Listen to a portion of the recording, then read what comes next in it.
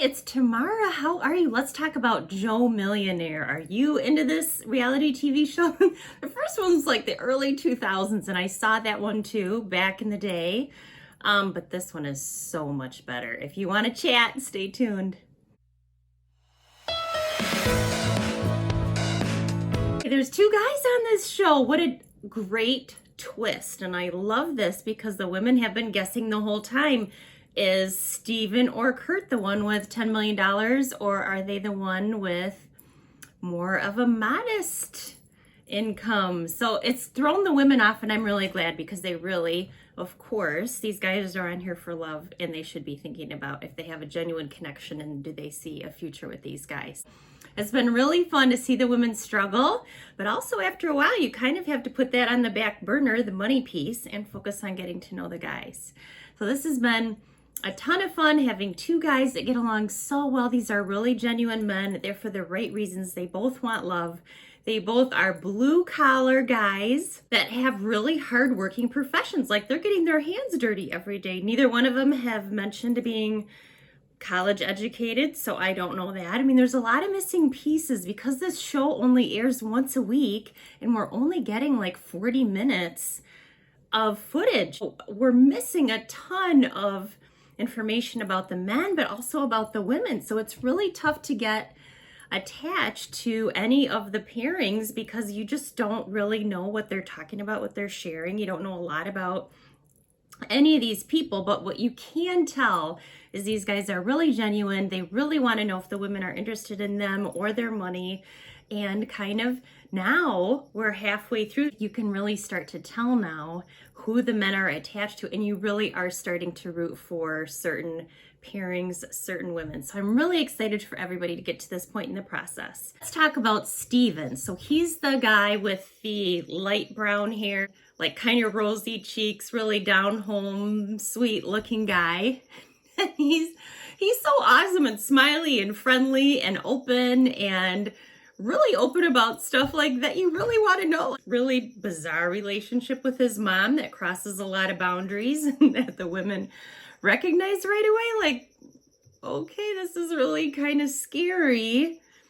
And once they get along in the process, I cannot wait to see how many women talk to him more about his mom, his family, and his father. Like, where's his father fit into this? She's spoon feeding her sixth grade boy, Steven, and dressing him through his senior year of high school. Okay, that's disturbing on so many levels, and that's just two things that we know about. I hope the women are going to delve into that a little bit more and ask more questions and just kind of, you know, I'm sure they assume that Steven's going to establish those boundaries, but a lot of us, and maybe you too, have dated a mama's boy, and it's really hard because the mom just will not let you be the woman. Kurt is 32, and I'm excited for him that he and his profession decided to go out on his own. And the reason he doesn't have money is so he's an entrepreneur.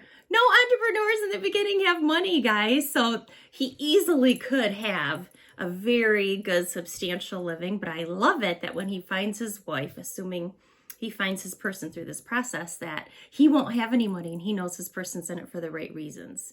And they don't have to fight about a prenup and all that kind of stuff. They can just genuinely get to know each other. Now, the interesting thing about Kurt is we know a lot about Steven. He's really open and chatty, and maybe that's editing. We don't know a lot about Kurt. He doesn't talk a lot about his family. He doesn't talk about his other passions and interests. He's done a lot of things compared to Steven. But what are his passions, his interests? What does he do? Or his business really occupying a lot of his time right now? So I hope that we get to learn more about Kurt as this progresses, because it would be so much easier to root for him and really get invested in his relationship if we just knew more. So the women are really having trouble deciding, aren't they, if Kurt or Steven are the millionaire? I love that. That's so much fun. Well, and I hope the producers don't just keep asking them.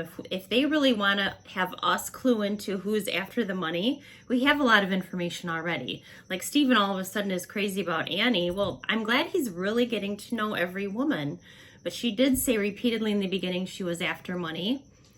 But they seem to have a genuine connection. So we'll just, kind of see where that goes. It's really hard for the women to tell because Steven hasn't done a lot. He's not been exposed to a lot. And I wonder if that's part of his mom dynamic. But it is really unusual that Steven has a liquor business, or his family does, but doesn't know anything about wine or how to open champagne bottles. So that's just kind of interesting.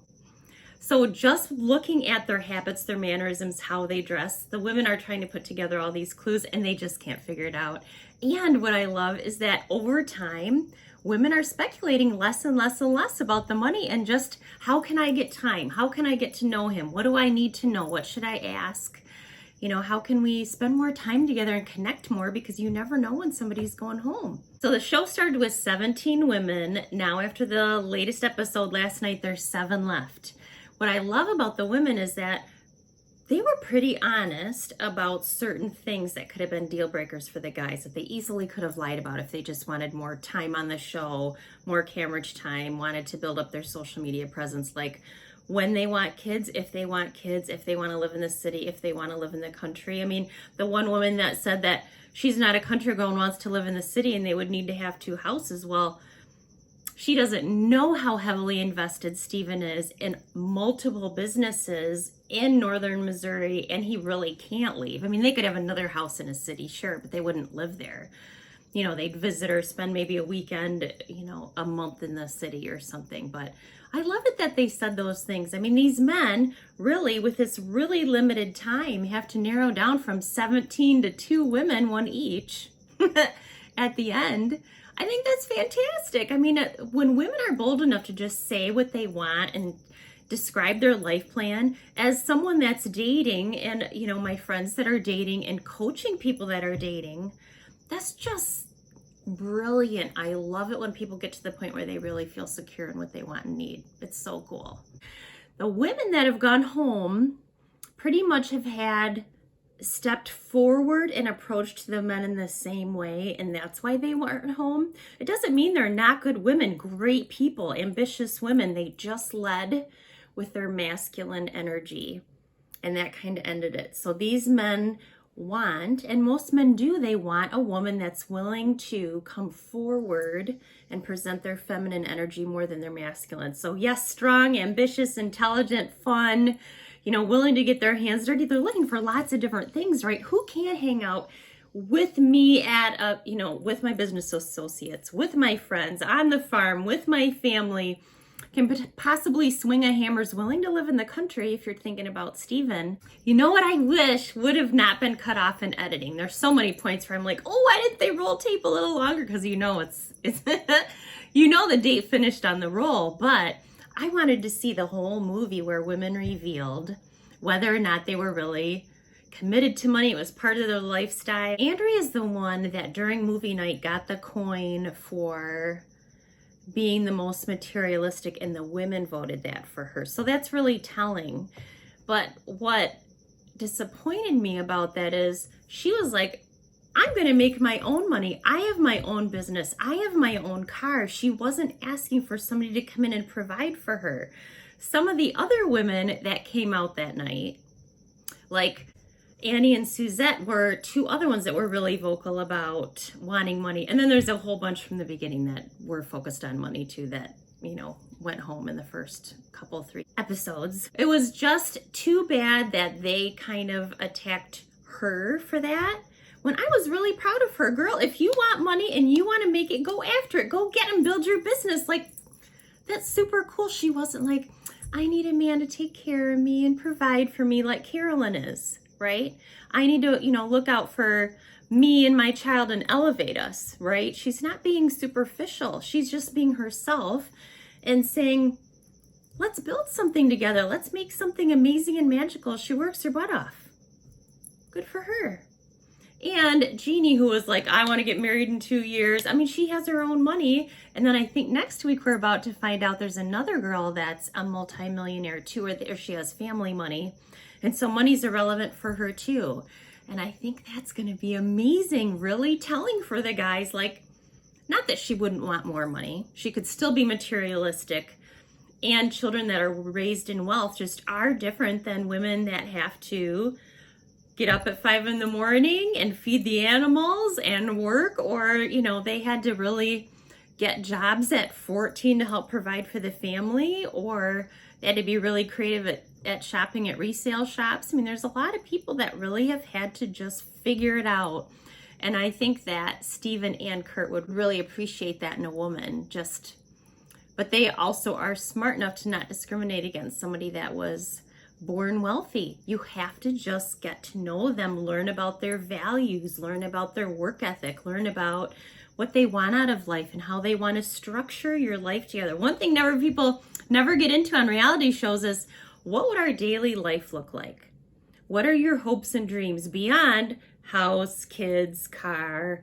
I want to go to Hawaii. Okay, that's great, but what does our life actually look like together? I really hope that people get into that really, really important conversation, because the women are going to be the ones that have to move, right? Are they willing to move? Are the men going to ever ask that?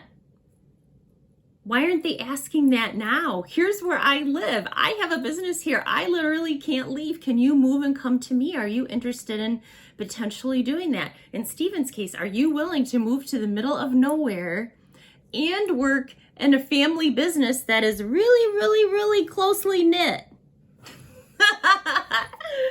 You know what I mean? Like, she has got to get along with the family or she's going to go bananas. It's like a little commune almost, it sounds like. So that's going to be a really important point. So let's talk about Kayla. What the heck is she still doing there?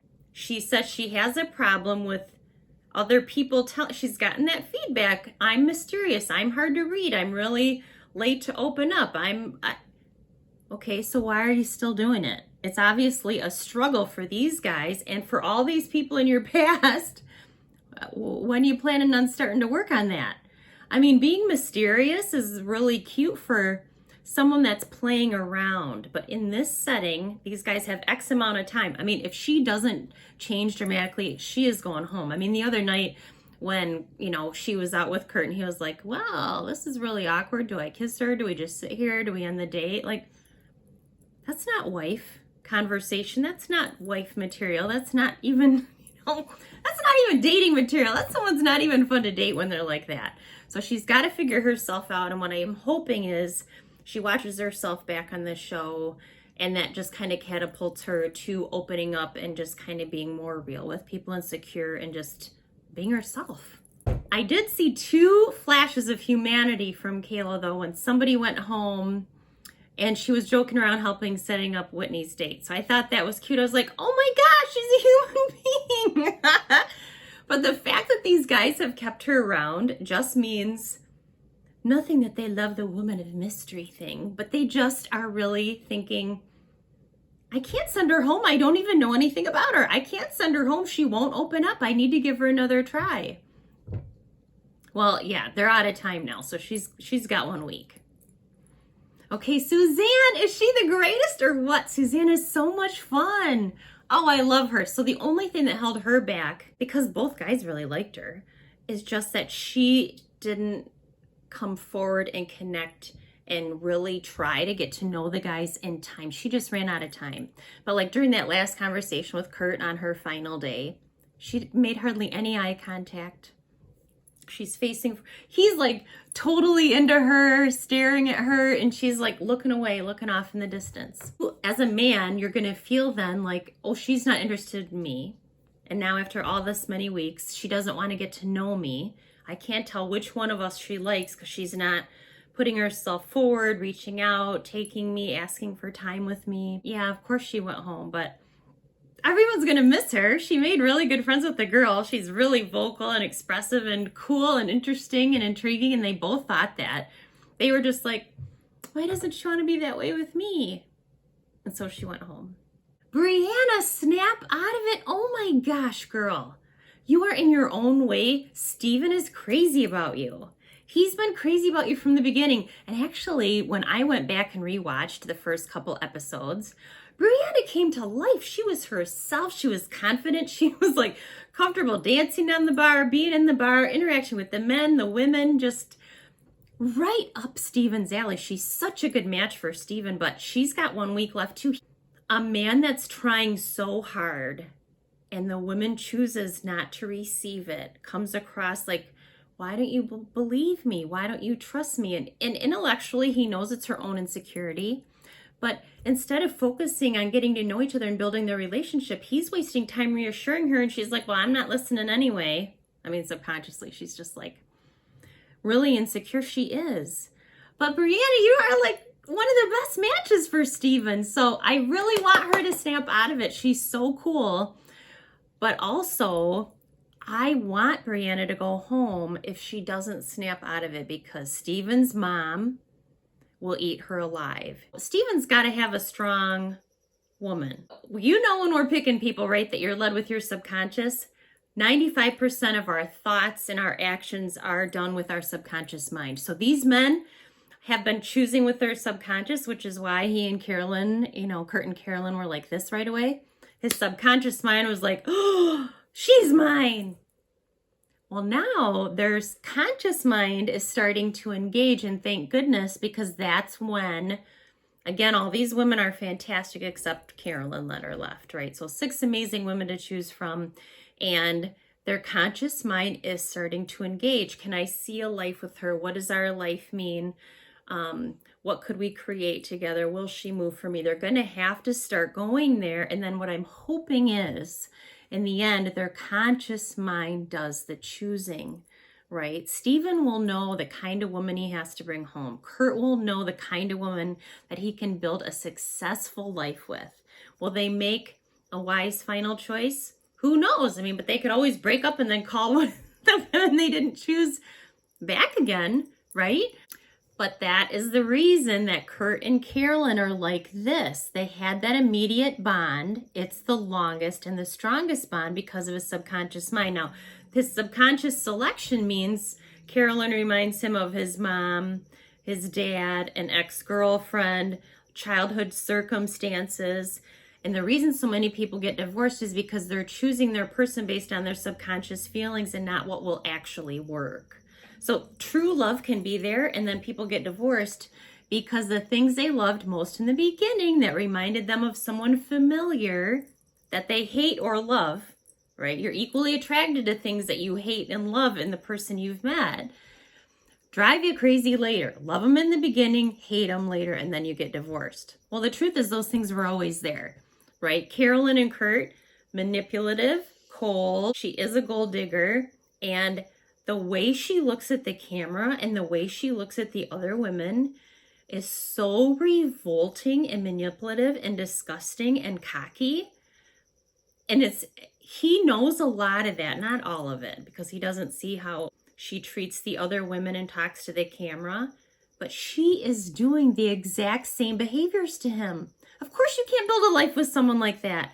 And if he's trying to tell himself that this is going to get better after they leave the show, are you kidding me? She's the kind of woman that when he disobeys and does something she doesn't like, she's going to withhold sex, affection, time, talking. She's going to punish him. It's going to be a disaster. They'll never make it on the outside. First of all, he doesn't have any money, so they won't make it. I love how she says, yeah, my ex-husband and I were great friends, and, you know, he's such a good father, but we were in a toxic relationship. Of course you were in a toxic relationship, and magically you've both reformed to a good friendship now. The final night when he was like, they were on that dream fairy tale date and he was asking lots of questions, she interrupted him every time. Interrupted him, shut him down, or said, we'll work on it. Well, that's the work of a master manipulator. I'm really, really sad for him. I mean, that he just can't snap out of it. When someone won't answer your questions, red flag. When someone interrupts you like that about something really important, red flag. When she's just like, well, I'll just see how it goes. Like she's going to leave. Mind games. Like this is all a huge disaster. A lot of us have made these same mistakes that he's making right now. But what I love is Steven's like, dude, you're going to have a lot more fun if you ask Amanda. Don't look at Carolyn because then you're going to get sucked in. Thank goodness Carolyn's not coming so you can enjoy getting to know the other women. I mean, Steven is kindly supporting him and nudging him in another direction. And he is not following his gut. He's following his subconscious attraction, right? Which will rip them apart later. And he is not acknowledging any of the red flags. Oh, man. So if she makes it to the end, I'll be really disappointed for him because they won't make it 5 minutes. I really hope Amanda doesn't go home. She hasn't. Kurt's talked her into staying and getting to know him more. He has the most fun with her. Like, he has the biggest lifestyle energy attraction to her. Like, they really bounce off each other. They have a good time. They have really similar energy. It's so cool to see them together. So fingers crossed that she stays around a little while longer. Now, Whitney likes both guys. They both like her, but ooh, she stepped over the line and used her gold coin and used it on Kurt. That changed things, didn't it? I wonder if next week Steven will step forward for her again, or just ask her, like, are you more interested in Kurt now? And so I'll step aside and, she's just fantastic. And what I love about the producers on this show is they had a huge variety of women, personality types, looks, quirkiness, gold digger, sweet, innocent, I just love all the variety in these women. I thought it was so cool. And I love it that these men are interested in the women that aren't as flashy, that are more natural, that are willing to get their hands dirty. Not only do they need that in their lives, the lifestyle that they built for themselves in their careers, but they just enjoy doing those things, So Whitney being now more attracted to Kurt, we'll see what happens with that, because I think Whitney is so great, but I think she is a better match for Steven, but that might be over now. So I just think Kurt has stronger connections with the other women. So that's everyone. Most of the gold diggers have left. From what Annie still was a self-proclaimed gold digger, but maybe she isn't really. Maybe that's editing. I mean, this is a reality TV show. We're only being seen what they want us to see. We only saw part of that movie where the women were specifically asked how they feel about money. So the other ones are gone. Carolyn is, again, a horrific match for either one of these guys, and I love it that Steven sees it, and of course all the women see it. So I wonder, what do you think? Do you think that the women will come forward and express their concerns about Carolyn and try to save him? Or in this case, because he has just such strong feelings for Carolyn, will that damage their relationship with Kurt because they spoke up about her? The best person to advise Kurt is Steven, and of course, the production staff. So I really hope that he sees some clips or something. I mean, these are these men's lives.